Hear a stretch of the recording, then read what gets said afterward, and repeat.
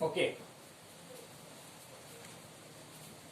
Lemonade, soda water, all the examples of solution. Usually we think a solution as a liquid that contain either a solid, liquid or a gas dissolved in it. But we can also have some solid solution like alloy. Alloy are the mixture of two or more metals or non-metals, or they cannot be separated into their whatever the vehicles of whatever the wheels of nowadays motorcycle, they all are made up of alloys. Okay, so alloys are basically 30% of zinc and 70% of copper.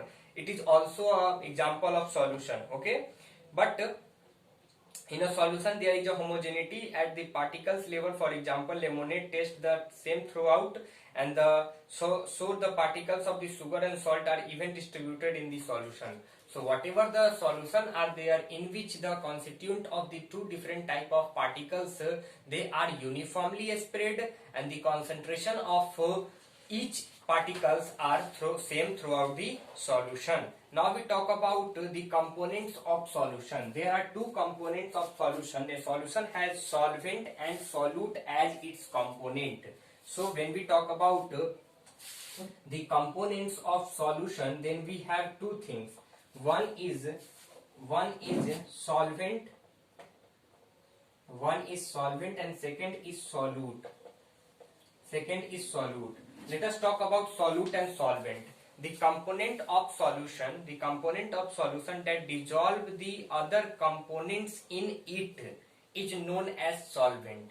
Like water dissolves salt in it, then water is said to be solvent. We can also know the solvent by knowing the larger concentration of particles are said to be solvent. Okay, so larger amount, usually the component present in larger amount is known as solvent, or we can also say that the component of solution that dissolves the other component in it are known as solvent. So in water and salt solution, we can say that water is solvent. Water is solvent, larger amount.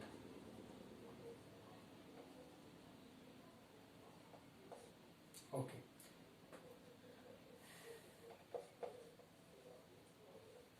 Lesser amount. Okay. Let us talk about solute. The component of solution that is dissolved in solvent is known as solute. Like the component of any solution, if we talk about water and salt solution, then we say that salt, the particles of salt dissolve in water, so salt is solute. And also the particles of salt in water and salt solution is less than the particles of water, then we say that salt is solute and water is a solvent. Okay, here in page number 16 we have some examples. Let us see what are the examples related to solution. There are 4 examples of solution are given in your textbook. Please read down.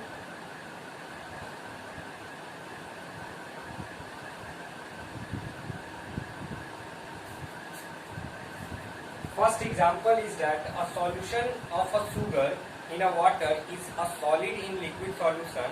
In this solution, sugar is solute and water is solvent. When we talk about sugar and water solution or salt and water solution, in both solutions, salt and water are solute and water is solvent.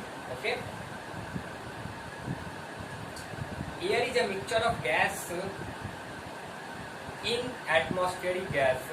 Air is a homogeneous mixture in a number of gases, and the two main constituents are there, oxygen and nitrogen. Oxygen 21% and nitrogen 78%.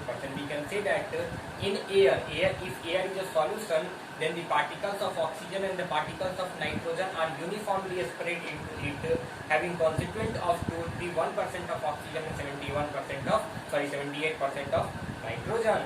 The other gas are present in a very small quantities.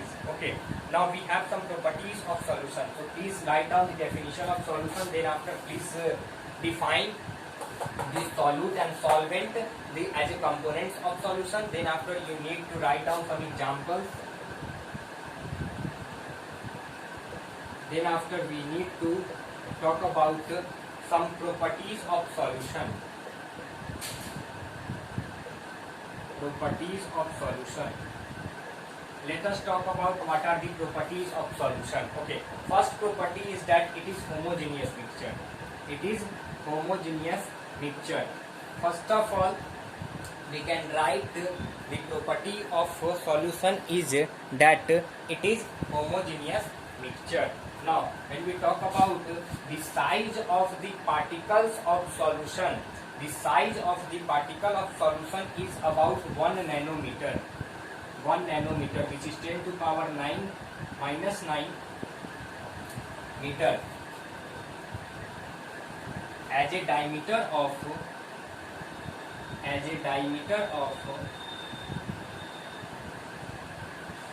particle of solution.